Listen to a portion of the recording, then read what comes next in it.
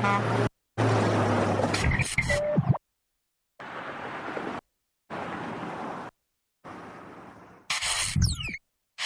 you for staying with us. It's still VOP this morning on Voice of the People Television, moving straight down to the front pages of the national dailies. Before our table this morning, we have the Vanguard newspaper, we have the Daily Independent, the Daily Trust, the Guardian, and if time permits, we'll actually look at all these papers this morning. But I will also want to let you know that we have Mr. Akin Fatanke, who Mo actually talked about earlier. He's already here with us in the studio, and he will help actually to analyze the front pages of the national dailies this morning. Good morning, Mr. Akin. Good morning. Yeah. Good to have you in today's show. Good morning, David. It's a pleasure to be here. Good morning, Nigerians. All right, then. All right, then, moving straight down to the front page of the Vanguard newspaper. The banner headline there reads, Hardship, Police, Protest Organizers Dig In. And we have the riders to be cautious, Khan warns FG, protest organizers. Obi backs planned protest, says hunger, hopelessness are sponsors. Stop criminalizing, politicizing protests, Lukman tells Tinubu. Police defend request for details, cite security concerns. Panic over planned protest, worrisome, and that is coming from Otomi. Ignore Adebanjo, Afenifere not in support of protest, says Fasoranti's faction. Telcos debunk allegation of plan to frustrate hashtag end bad governance protest. And those are the riders to that banner headline. And we have other headlines to be Abuja politicians behind banditry killing in Benue. And that is coming from Governor Hyacinth Alia. Shortage fuel prices rise to 22.1% to 850 naira per litre as marketers short stations. You can get that on page 8 of the Vanguard newspaper. And we have a pictorial there where we have Senator Oluremi Tinubu. And also we have Folake Ani Mumei, the group head of marketing and corporate communications of First Bank. That is actually the people they have on that pictorial there. And just beneath that, we have Jakonde Annual Memorial Lectures holds in Lagos. You can get that on page 9 of the Vanguard newspaper. Gay marriage approval, Anglicans threaten to break away from Church of England. Gay marriage approval, Anglicans threaten to break away from Church of England. You can get that on page 8 of the Vanguard newspaper. We have an editorial by Owei Lakenfa, that's on page 16. And we have just the last but not the least of the headlines, the sports, where Nigeria and Spain, that's the Super Falcons, they play against Spain during the weekend, and Super Falcons lose 1 to the Spanish side. These are Olympic hope actually deems. That's what the headline on that particular story carries. Super Falcons Olympic homes deem. And those are the headlines we have on the face of the Vanguard newspaper this morning. Mr. Akin, which of those headlines would you want to react to this morning? Yeah. Good morning again, Nigerians. The looming strike is around the corner, and a lot of passion, hot words are being said. Also, I must say that some appeals are being made. Mr. Gregory Peter Obi's comments strike me. Hunger really is stalking the land. It's walking on 2 legs for humans and on 4 for animals, and that is true. I must say that things are not getting better. Right now, what we begin to see is situations where we don't even have fuels at the stations. Oh yeah. That naturally would exacerbate, the hunger and hunger.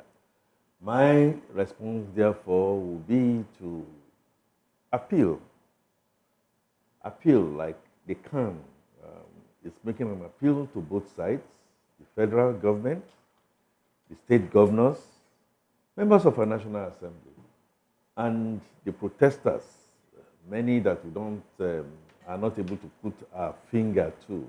But that Mr. Gregory Obi has come out and really put it succinctly that hunger is stalking the land. You could read politics into it, absolutely no doubt, because if the shoe were to be on the other foot, it's going to be exactly the same. But you must really understand that we have a country, we should have a country tomorrow. So I'm going to be appealing, just like Mr. Peter Obi appealed, fundamental rights to go on protest.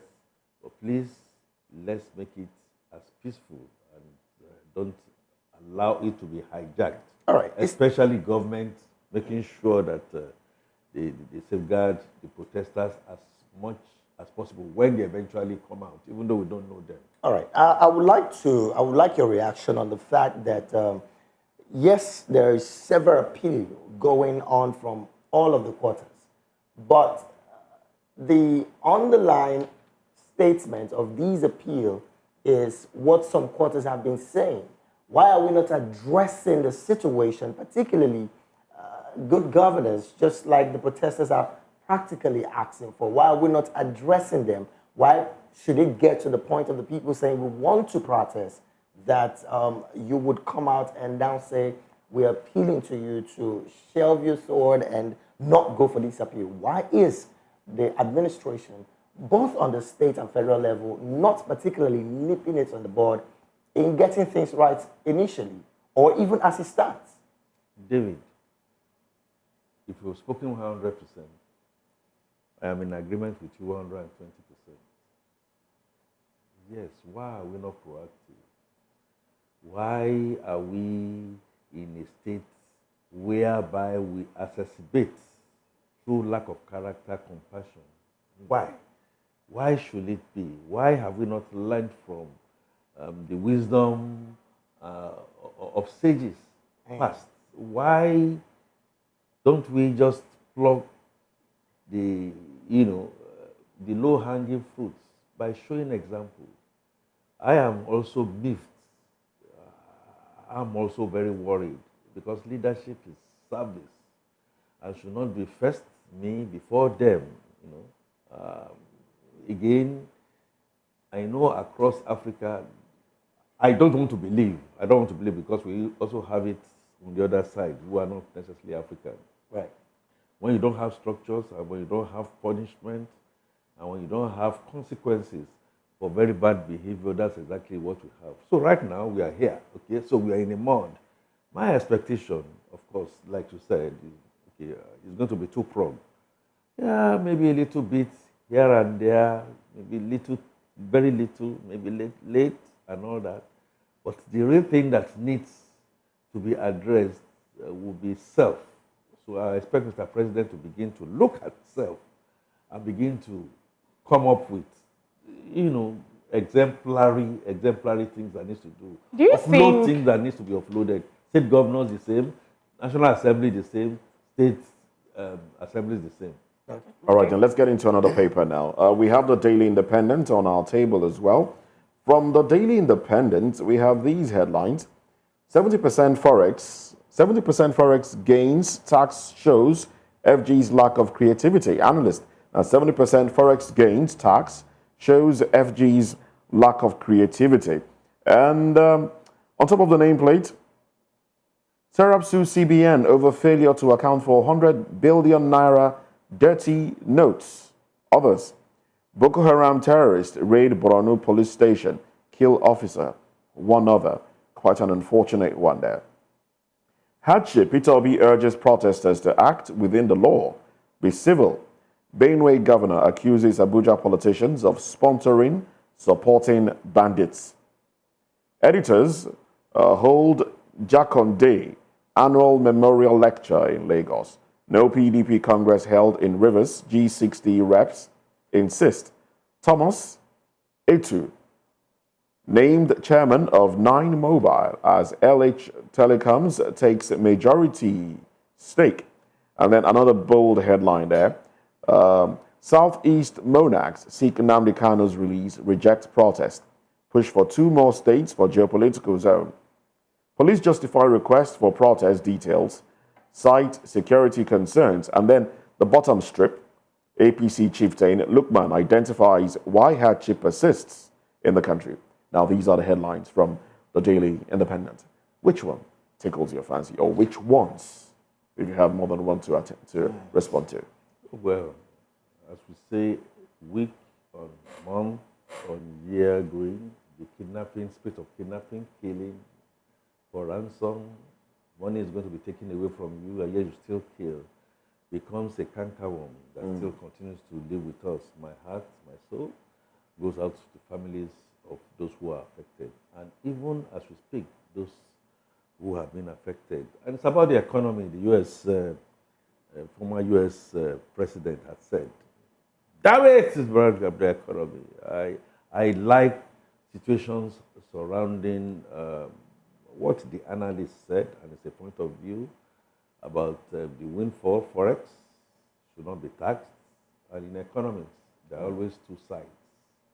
I want to strongly believe that the other side, as enunciated by Mr. Wale Edu, is the fact that over time, we haven't had what I would call clear opaque transparency in the way things have been done.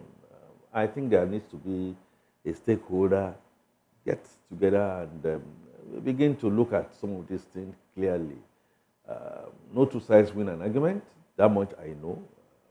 But, government is direly looking for funds. Again, an indication of the fact that revenue has gone into a Okay, I would love to get your response to this headline that talks about the governor of Benue State accusing Abuja politicians. Who are the Abuja politicians, in your opinion? Abuja, they are, I mean, if we're talking about cabal in the oil sector, or we're talking about Abuja politicians and Lagos politicians, or, Abuja and Lagos taking the lead. Who are these Abuja politicians, in your opinion? The Abuja cabals. They will be cabals. They're the ones sponsoring banditry in his state, according to... They're being accused of that as well. Cabals in all sectors, whether you want to talk about our security, whether you want to talk about health, whether you want anywhere. So I think this will be, you call it the politicians, and but we also know Reverend earlier called them politicians in general troop to Abuja. Some of them have left their states. Their resident governors leave their states and stay put in Abuja. Okay. So who are the Abuja the politicians that are Abuja politicians, as it is? Because the Abuja is now perceived as a safe haven. Forgetting.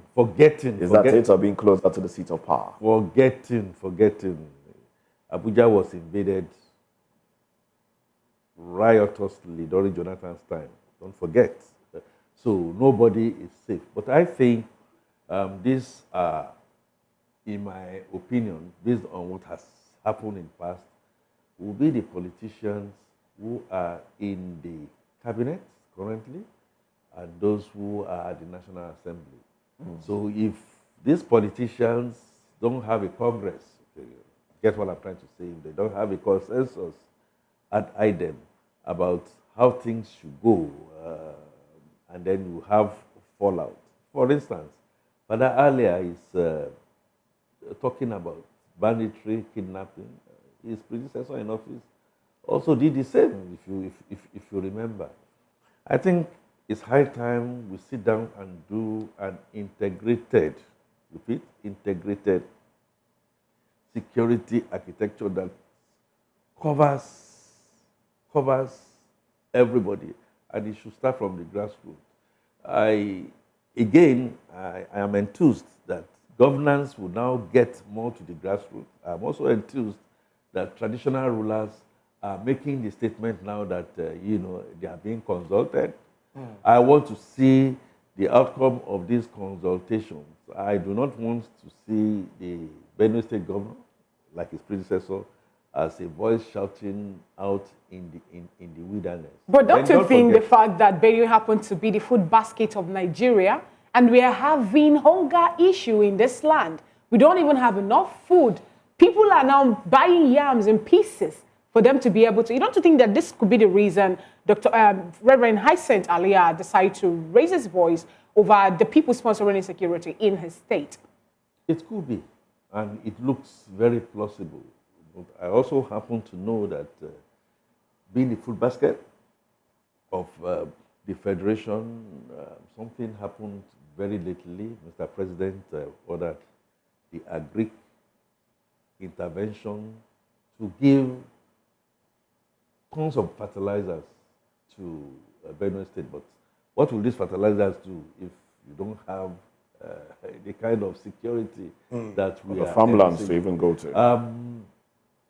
Bottom line, ladies and gentlemen, is that those who have been caught should be brought to book. Those who have been fingered should have the political will to prosecute them. And those, repeat, one or two or three that have done very, very well, and they may be civilians, we should pluck them out and give them proper recognition so that they can serve as good example for others to follow. When you say they should be prosecuted, one would want to ask, at this point, does it look like anybody is going to be prosecuted? Because we do remember that some few weeks ago, in the same Benue State, some persons were collecting tax from the farmers. And up to date, nothing has been done. Now, my question would be, what's the significance of this statement by Father Hyacinth, of course, being the first man of the state, making such statements?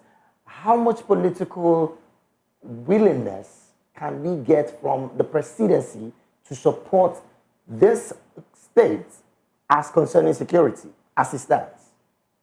To support Benue, just Yes. like every other state in the Federation that is also besieged by these overwhelming non-state actors. I always make the point that Abacha is more than right when he says when banditry has gone on for years, the way it's gone, not to talk of he wanted situation that maybe 1 week, 2 weeks, then you have the hands of the politicians, whether in Abuja, whether at the local level, whether a strategy to arrest and then plow them back allegedly into the military is going. I don't think, in my opinion, that we have muzzled that political will, David, that political will to do what is needful. All right. And I am hopeful. I'm hopeful. Where we now see a C page, Mr. President must, starting with him as an example, begin to map out situations where some of these people have been lined up, their names are known, both local and abroad. No matter how powerful they are brought to book. Okay, we'll wait for that to happen. Let's just get to another paper, and we're going to be looking straight at the Guardian newspaper, where the banner headline here reads, 2 years after PIA, NNPCL struggles with over $5.3 billion loan, JV debts, commercialization. Interesting headline. All right, there is also a pictorial here of the president and, of course, Mile Kyari and some of the people in that particular pictorial. By the side of that pictorial, other headline reads, outcry as telcos bar lines, days to SIM-NIN deadline. Okay, I have my reservation about this particular headline. The risk, another headline, the risk, danger of planned national protests. Protest, beneath that picture, protest, OB names sponsors as CPPE warns of 400 billion naira daily loss to economy. Bandits attack police station, kill, loot armory. Peaceful global polls not certain in Edo, Ondo, report warns. Concerns as Nigeria loses 6 trillion naira to tax weavers yearly. Sarah sues CBN over missing 100 billion naira dirty notes. supports Dangote refinery to reduce petrol scarcity. Ex-NDICMD tells regulators. Well, these are the headlines right there at the front page of the Guardian newspaper. Mr. Akin, which would you want to react to? No, the headline talking about NMPCL. We haven't had good tunes over time, allegedly coming from NMPPL. Okay, what that headline did not include is the fact that I am convinced, I know Fina and I had this to and fro much earlier, that government says they are not paying subsidies. I know that. I believe, my number tells me that we are paying very huge subsidies, again, from revenues that has fallen. So I want that some of the tentacles that the Obazé report was not just about CBN, also talked about NMPC. I think, in my honest opinion, we need some overhauling in the NMPPL. I have always been NNPCL. NMPCL. I have always been a player. It's not just starting for the first time. The Dangote issue, 20% of.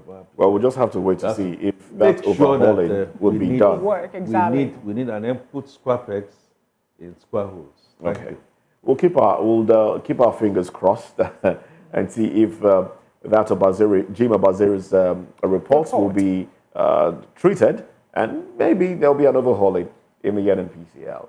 In the meantime, we'll take a break. When we come back, we'll look at Nigeria. This statement by Umahi: Nigeria would have been a failed state if God did not bring Tinubu. Okay.